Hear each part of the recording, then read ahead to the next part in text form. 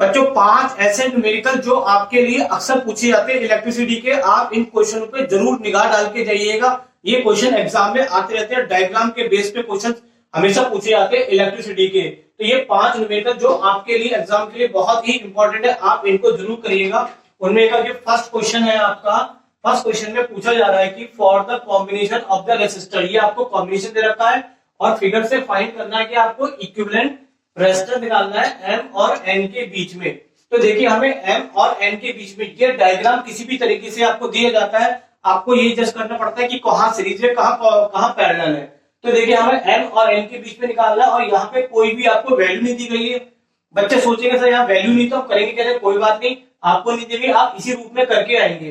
तो देखेंगे यहाँ पे ये R3 और R4 और R4 क्या है? पैरेलल में कनेक्ट है। पैरेलल में कनेक्ट होने का कैसे पहचानते हैं? दोनों के एंड आपस में अगर कनेक्ट है दोनों तरफ से तो वो रेसिस्टर क्या होते हैं? पैरेलल में होते हैं। तो यहाँ पे R3 और R4 क्या है? पैरेलल। तो इनका पहले हम पैरेलल रिजल्ट निकालते हैं। तो पैरेलल रिजल्ट के लिए फॉर्मूला आप जानते हो, R, इसको R डैश कह देते हैं। क्या होता है बच्चों? 1/R1 plus 1/R2। बट यहाँ पे R1 और R2 नहीं लिखेंगे, यहाँ पे लिखेंगे हम कितना? 1/R3 plus 1/R4। तो यहाँ पे आंसर आ जाएगा, इसका एलसीएम ले लेते हैं, R3 कट जाएगा तो कितना आ जाएगा? R4 plus R3। इसको रेसिप्रोकल करेंगे तो ये R डैश कितना आ जाएगा आपका? R3 R4 और अपॉन में चाहे तो इसको आप सीक्वेंस में लिखना चाहे तो R3 प्लस R4 भी लिख सकते हैं। तो यहाँ पे हमने क्या करा, इसका एक डायग्राम मैं अपने पास से अलग से बना रहा हूँ समझाने के लिए। ये आपका R1 है और ये वाला रेसिस्टर कितना हो गया आपका? R2 है। अब ये दोनों कंबाइंड होके क्या बन गए आपके? R dash. तो ये दोनों आपस में कंबाइंड होके क्या बन गए? R dash. और ये M था और ये क्या हो गया आपका? N है। तो अब देखेंगे ये तीनों आपस में क्या हो गए? ये तीनों आपस में सीरीज में हो गए। तो इक्विवेलेंट रेजिस्टेंस जो हमारा निकलेगा, जिसको फाइनल हम R कहेंगे, वो कितना हो जाएगा आपका? R1। सीरीज में फॉर्मूला होता है R1 plus R2 plus R3 करके आपने पढ़ रखा है। तो यहाँ पे R1 और ये क्या हो गया आपका? R2 हो गया। और इसको हमने अभी क्या माना है? R डैश माना है। R डैश की वैल्यू हमारी ऊपर से निकली हुई है, कितनी है? R1 R2 प्लस इसकी जगह कितना आ जाएगा? R3 R4 upon R3 plus R4। तो बच्चों यहाँ पे ये इसका क्या आ गया? इक्विवेलेंट रेजिस्टेंस के लिए फॉर्मूला आ गया। तो ये क्वेश्चन जरूर आते हैं, आप इसको जरूर ध्यान में रखते हुए इन क्वेश्चनों को एक बार सॉल्व करके जरूर जाइएगा, आने वाले क्वेश्चन के लिए बहुत इंपॉर्टेंट है। देखिए नेक्स्ट क्वेश्चन है आपका स्टडी द गिवन सर्किट, क्योंकि ये इस टाइप के क्वेश्चन मिलेंगे। करंट निकालनी है आपको 12 ओम रेसिस्टर में। तो देखिए पहला पार्ट करते हैं। 12 ओम का रेसिस्टर ये है, इसमें आपको करंट निकालनी है। तो आपने देखिए एक चीज बहुत अच्छे से पढ़ रखी होगी, अगर आपने सीरीज कॉम्बिनेशन पढ़ा है तो सीरीज कॉम्बिनेशन में क्या जानते हैं कि सब में करंट सेम चलती है, लेकिन सब में पोटेंशियल क्या होता है? अलग होता है। और अब पैरेलल कॉम्बिनेशन में क्या होता है बच्चों? सब में क्या होता है? कॉमन वोल्टेज यानी कि पोटेंशियल कॉमन होता है, अब करंट अलग होती है। तो आप ये देखेंगे यहाँ पे 12 ओम में आपको जो करंट निकालनी है वो करंट क्या है? देखिए करंट यहां से चलती है, यहां से करंट चली I, आगे दो रास्ते मिले इसको, तो दो रास्ते मिलके ये क्या हो गया? I1 और I2 में क्या हो गया? डिवाइडेड हो गया। फिर आगे जाके ये दोनों करंट आपस में फिर जाके ज्वाइन होती है, तो ज्वाइन होके फिर से क्या बना लेती है? I। तो देखेंगे 12 ओम में जो करंट चल रही है वो पूरी टोटल करंट चल रही है, I करंट ही पास हो रही है। तो आपका मकसद है कि 12 ओम में करंट निकालने का मतलब है टोटल करंट निकाल दीजिए, वही आंसर हो जाएगा। अब टोटल करंट के लिए हमें क्या चाहिए होता है? टोटल रेजिस्टेंस चाहिए होता है और टोटल पोटेंशियल। तो देखिए यहाँ पे पहले टोटल रेजिस्टेंस निकाले, तो रेजिस्टेंस हमारे पास कितने हैं? मैं हटा के इसको, रेजिस्टेंस निकालने के लिए 2 रेजिस्टेंस लगे हुए, केवल 2, और एक ये क्या लगा हुआ? तीसरा। 3 रेजिस्टेंस लगे। पहले इन तीनों से हम टोटल रेजिस्टेंस निकालते हैं। तो ये देखिए ये दोनों आपस में क्या है? पैरेलल में कनेक्ट है। पैरेलल के लिए फॉर्मूला मैं अगर डायरेक्ट बताऊं तो आपने पढ़ रखा होगा, पैरेलल के लिए फॉर्मूला होता है R1 R2 upon R1 plus R2। 2 resistor के लिए ये फॉर्मूला होता है। बच्चे पूछेंगे सर ये कैसे आया? तो चलिए मैं आपको बता देता हूँ ये कैसे आया आपका। अभी हमने जैसे इसको 2 के लिए इस तरीके से पढ़ रखा है, 1/R1 1/R2। तो 1/R डैश, एलसीएम कितना लिया हमने? R1 R2, यहां से R1 कट गया, कितना आ गया? R2 plus R1। और इसको जब रेसिप्रोकल करेंगे तो यहाँ पे 2 रेसिस्टर अगर पैरेलल में कनेक्ट होते हैं तो उसके फॉर्मूले को हम इस तरीके से भी याद कर सकते हैं। ये हमारे टाइम को सेव करता है। तो यहाँ पे ये दोनों पैरेलल में है, तो ये इसके लिए फॉर्मूला आप ऐसे लगाएंगे तब भी ये निकल के आ जाएगा। तो आप इसको डायरेक्टली याद कर लीजिए, रेजिस्टेंस अगर दो पैरेलल में होते हैं, केवल दो के लिए अप्लाई है बच्चों, तीन के लिए नहीं है, ये आप ध्यान रखिएगा। आर डैश का फॉर्मूला होता है R1 R2 upon R1 plus R2। तो ये तब है, ये आप इसको मैं मार्क कर दे रहा हूं इसमें ताकि ये लिखा हुआ होगा आपको ध्यान रहेगा। तो यहाँ पे आर डैश से हम इन दोनों का रेजिस्टेंस पैरेलल में तो कितने निकालते, आर डैश बराबर कितना आ गया 24 R1 है और 24 भी R2 है, और इधर कितना आ गया 24 प्लस 24। तो ये आपका आर डैश आंसर आ जाएगा 24 को अभी ऐसे ही रहने देते हैं, यहाँ पे 24 को ऐड करेंगे तो ये हो जाएगा आपका कितना 48, और 24 का डबल कितना हो गया 48, और 2 से कैंसिल करेंगे तो ये आ जाएगा 12। तो आर डैश की वैल्यू आ गई 12। ये आर डैश की वैल्यू कितनी हो गई 12, और इसके संग ये सीरीज में लगा हुआ है। तो टोटल हम पूरा रेजिस्टेंस निकाले तो वो कितना होगा आर डैश प्लस ये वाला 12 ओम। तो आर डैश की वैल्यू कितनी निकली 12 और प्लस 12, तो टोटल मिला के देखेंगे तो हमारे पास टोटल रेजिस्टेंस कितना आ गया आपके पास 24 ओम का रेजिस्टेंस आ गया। अब देखिए टोटल वोल्टेज कितना था आपके पास बच्चों, टोटल वोल्टेज था 6। तो अब हमें करंट निकालनी है, तो करंट के लिए फॉर्मूला आप जानते हैं V इक्वल टू कितना होता है IR। तो इससे अगर हम I निकाले तो I बराबर कितना हो जाएगा V अपॉन R। V कितना हो गया आपके पास 6, और R भी हमने निकाला कितना हो गया 24, तो ये कितना हो गया 1 अपॉन 6 4 जा, और इसको कैंसिल करेंगे तो ये आ जाएगा 0.25। यहां लिख देते 0. कितना आ जाएगा आपका 25 एम्पियर। तो ये जो मेन करंट है जो आई यहाँ पे जा रही है वो कितनी की जा रही है आपकी 0.25 एम्पियर की करंट जा रही है, और यही करंट मेन होती है इसमें आ रही है। तो पहले आपसे पूछा गया था करंट इन 12 ओम रेसिस्टर, तो ये आपका पहले वाले पार्ट का क्या हो गया आंसर हो गया करंट इन 12 ओम रेसिस्टर। फिर देखिए सेकंड क्वेश्चन पूछा गया था difference in the reading of A1।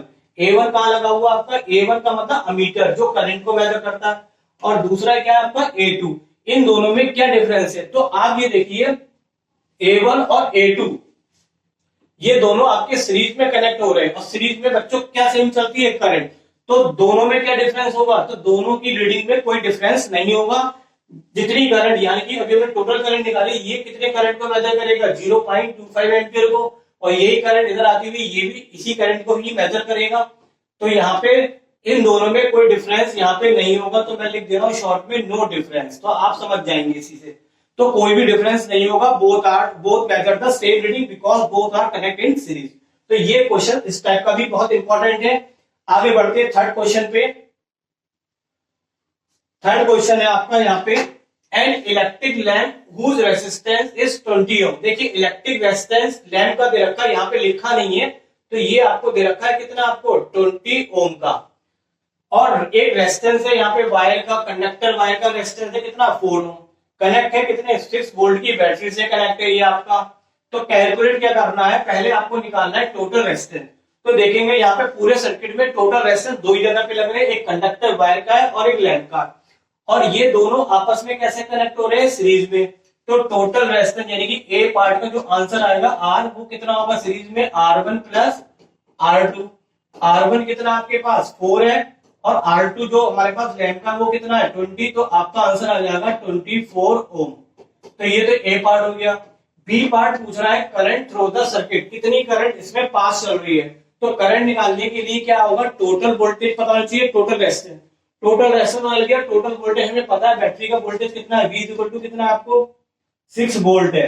तो करंट निकालने के लिए क्या फॉर्मूला होता है V इक्वल टू IR, और इससे I निकालेंगे तो कितना हो जाएगा V अपॉन R। तो V की वैल्यू हो गई 6 और R की हो गई 24, कैंसिल करेंगे 1 अपॉन 4, और आंसर आ जाएगा इसका 0.25 एम्पियर। तो ये आपका हो गया इसका सेकंड पार्ट। अब बात करेंगे हम सी पार्ट की, the potential difference across the lamp and conductor. Lamp में कितना पोटेंशियल होगा और कंडक्टर में कितना होगा, लैंप में कितना होगा। देखिए ये दोनों आपके सीरीज में कनेक्ट है, तो सीरीज में पोटेंशियल क्या होते हैं अलग अलग। तो इसका रेजिस्टेंस कितना है 4 ओम है, करंट कॉमन है, तो करंट कितनी चल रही है इसमें I बराबर करंट कितनी चल रही है 0.25 एम्पियर की चल रही है। इसमें करंट कितनी चल रही है 0.25 एम्पियर की चल रही है। अब बस यहाँ पे हम पहले जैसे कि किसमें पूछा गया आपको अक्रॉस द इलेक्ट्रिक लैम्प, तो यहाँ पे लिख देंगे वोल्टेज इन वोल्टेज अक्रॉस, ऐसे लिख दीजिए आप, शॉर्ट में लिख दे रहा हूं, potential difference across the electric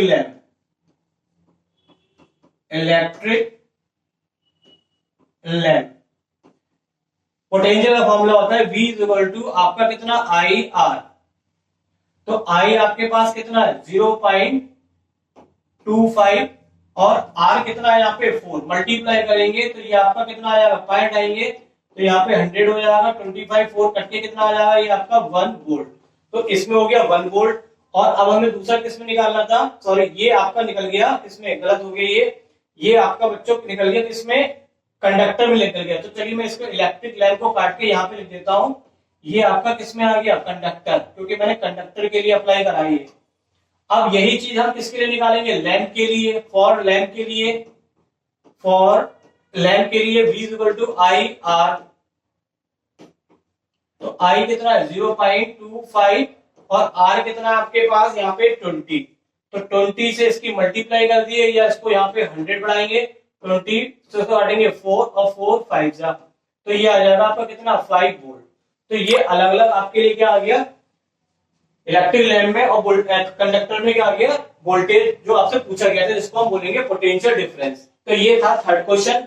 अब फोर्थ क्वेश्चन भी देखते हैं। फोर्थ क्वेश्चन आपको इस तरीके से जरूर दिया जाता है, show how would you join the 3 resistance. आपके पास 3 रेजिस्टेंस रखे हैं, यानी कि ये 3 रेजिस्टेंस, मैं इसको बना देता हूं, 1 2 और ये 3 रेजिस्टेंस रखे, वो भी कितने कितने के, 9 ओम के। तो ये 9 ओम के 3 रेजिस्टेंस रखे आपको, दैट उसको इस तरह से जोड़ना है कि कॉम्बिनेशन में एक बार आंसर इतना निकल के आ जाए और एक बार आंसर इतना आ जाए। तो देखिए अगर आप इसको सीरीज में कनेक्ट करते हैं तो सीरीज में डायरेक्ट ऐड फॉर्मूला क्या होता है, 9 + 9 + 9। अगर आप सीरीज में कनेक्ट करेंगे तो 9 + 9 + 9 + 9 यानी कि इट मींस 27 आएगा ये आपका, जो कि यहाँ पे नहीं है, तो सीरीज में कनेक्ट नहीं होंगे। पैरेलल में कैसे निकालेंगे इसको, 1/9 करेंगे तो यहाँ पे पैरेलल में कितना आ जाएगा, 3/9 यानी कि 1/3, और इससे भी आंसर ये नहीं मिलेगा। तो इसका मतलब ये तय है कि तीनों को ना तो हम सीरीज में कनेक्ट कर सकते हैं ना तीनों को पैरेलल। अब क्या करेंगे, अब एक काम करेंगे कि 2 को सीरीज में और 1 को पैरेलल में करेंगे, एक बार करके देखते हैं, फिर उल्टा करेंगे, 2 को पैरेलल और 1 को सीरीज में, किस तरीके से। तो चलिए मैं इसको हटा देता हूं, फिर इसको मैं यहाँ पे करके दिखाता हूं। तो हमने क्या करा, 2 को सीरीज में कर दे रहे, एक बार हम ऐसे करके भी देख लेते हैं।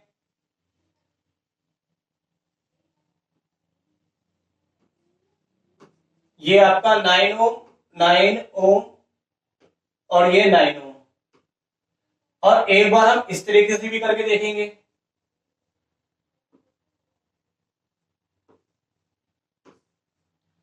नाइन ओम के 2 रेसिस्टर को हमने कनेक्ट कर दिया पैरेलल में, और फिर उसके साथ सीरीज में कनेक्ट कर दिया तीसरा। तो इन दोनों तरीके से भी आंसर निकालते हैं। अब फर्स्ट इससे निकालते हैं, इसको मैं फर्स्ट नाम दे देता हूं और इसको मैं दे देता हूं सेकंड। तो फर्स्ट वाले पार्ट में के अकॉर्डिंग हमने 2 को किसमें कनेक्ट करा, सीरीज में, और 1 को पैरेलल में। तो इसमें देखिए सीरीज में करेंगे तो इसका आंसर R डैश बोलेंगे तो 9 + 9 यानी कि कितना आ जाएगा आपका 18 ओम। अब ये और ये आपस में क्या हो जाएंगे, पैरेलल में। पैरेलल के मैंने एक डायरेक्ट फॉर्मूला बताया था, क्या फॉर्मूला था, R1 R2 upon R1 + R2। इस तरीके से 2 के लिए अप्लाई करेंगे तो R1 आपका कितना हो गया, ये 18 हो गया, और R2 कितना है यहाँ पे 9, और नीचे कितना लिखेंगे 18 + 9। ये इसको अभी ऐसे रहने देते, 18 × 9, और 18 में 9 ऐड करेंगे तो ये हो जाएगा आपका 27, और 27 हो जाएगा तो क्या हो गया 9 3 और 3 से काटेंगे 6। तो देखिए एक आंसर आपका आ गया 6 ओम। ये आंसर आ गया आपका किसका, सेकंड वाले पार्ट का आंसर आ गया। तो ये मैं इसको डाल देता हूं, ये सेकंड वाले पार्ट का, और इसको सेकंड ही नाम डाल देते हैं और इसको काट के कर देते हैं फर्स्ट पार्ट।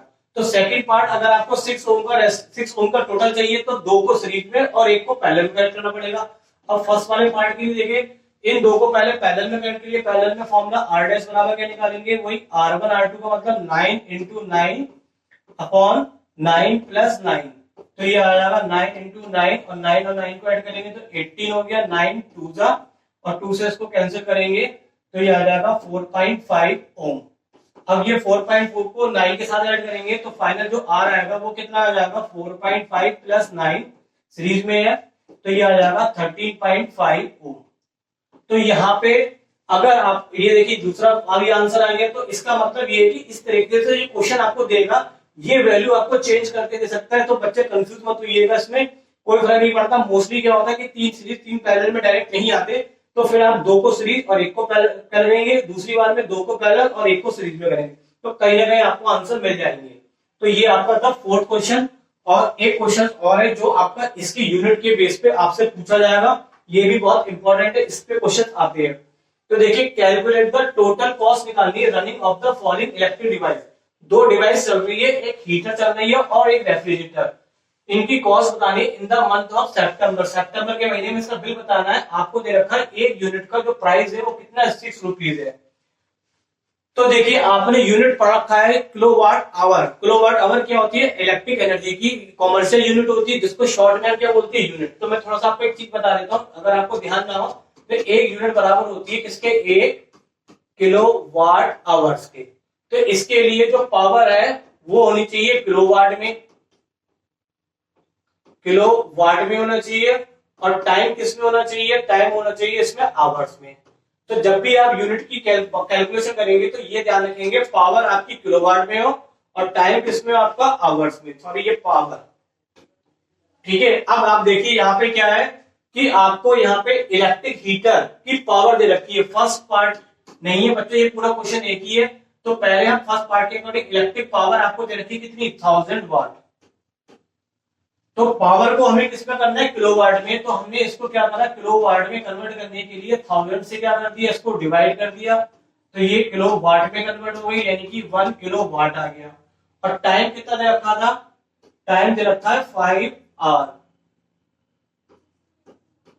तो ये 5 आवर ये आपका डेली का दे रखा है। डेली का मतलब है कि एक दिन में 5 घंटे चलता है। तो पावर कितनी कंज्यूम हुई थी? देखिए पावर का फॉर्मूला P बराबर W अपॉन T से हम एनर्जी निकालेंगे। इसको W भी बोल सकते हैं और एनर्जी भी कह सकते हैं या वर्क डन भी कह सकते हैं। तो पावर कितनी होगी इसके लिए?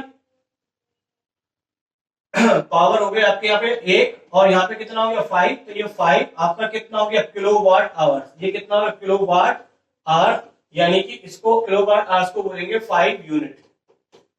5 यूनिट तो 5 यूनिट डेली इसका लगता है बच्चों। और दूसरे पार्ट में हम देखेंगे, दूसरे पार्ट में इलेक्ट्रिक रेफ्रिजरेटर का कितना लगता है। अब मैं इसको डायरेक्ट कर दूं, W बराबर P इंटू T से मैं डायरेक्ट कर रहा हूं। तो इसमें पावर कितनी दे रखी है? 400 वाट दे रखी है। इसको किलोवाट में कन्वर्ट करेंगे तो 1000 से डिवाइड करेंगे। और टाइम कितना दे रखा है? 10 का। तो इसको 0 से 0 कट गया और 2 से 2 0 कट गया, तो ये आ गया आपका 4 यूनिट।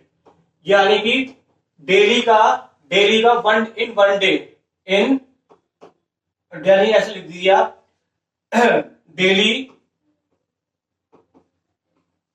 यूनिट कितनी लगती है आपकी?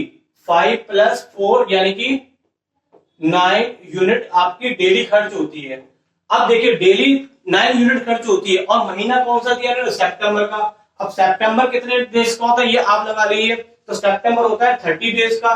तो सितंबर 30 डेज का, तो टोटल यूनिट कितनी आ जाएगी? टोटल यूनिट कितनी आ जाएगी? 9 इंटू एक दिन में 9 यूनिट चलती है और महीना आपका कौन सा दे रखा है यहाँ पे? सितंबर। तो सितंबर में आप डेज काउंट कर लीजिए, कितने डेज होंगे आपके? 30। तो यहाँ पे 30 हो जाएगा, 9 इंटू दिया कितना हो गया? 270 यूनिट। 270 यूनिट हो गया। अब आपसे पूछी गई थी कॉस्ट बतानी है, तो एक यूनिट का खर्चा कितना है? 6 रुपीज है। तो इसको और 270 यूनिट का खर्चा तो लिख देंगे। यहाँ पे कॉस्ट निकाल देंगे तो टोटल कॉस्ट कितनी आ जाएगी? टोटल कॉस्ट आ जाएगी आपकी 270 इंटू कितना? 6। तो 6 से इसकी मल्टीप्लाई करेंगे। 6 7 जा 42 का 4 कैरी, 6 2 जा 12 और 4 कितना हो गया? 16। तो ये आपका आंसर आ जाएगा किसमें? इन रुपीज में। तो इतने रुपए का यहाँ पे टोटल कॉस्ट होगी। तो बच्चों यहाँ पे ये 5 क्वेश्चन थे जो आपके लिए बहुत अच्छे से तैयार करके जाइए। मैं ये नहीं कहूंगा यही क्वेश्चन आएंगे, नहीं, इसी टाइप के क्वेश्चन आपको देखने को मिलेंगे। और मेरे लिए, आप सभी लोगों के लिए ऑल द बेस्ट एग्जाम्स के लिए। मुझे मालूम है हर बच्चे ने अपना पूरा एफर्ट करा है और अच्छा बेस्ट करके आएंगे। चलिए आप एग्जाम देके आइए, मिलते हैं। और आने वाले टाइम के बाद मैं आपको यहाँ पे नेक्स्ट सब्जेक्ट मैथ्स की प्रिपरेशन भी कराने वाला हूँ। चलिए, good bye and all the best of all student for your examination. Thank you very much.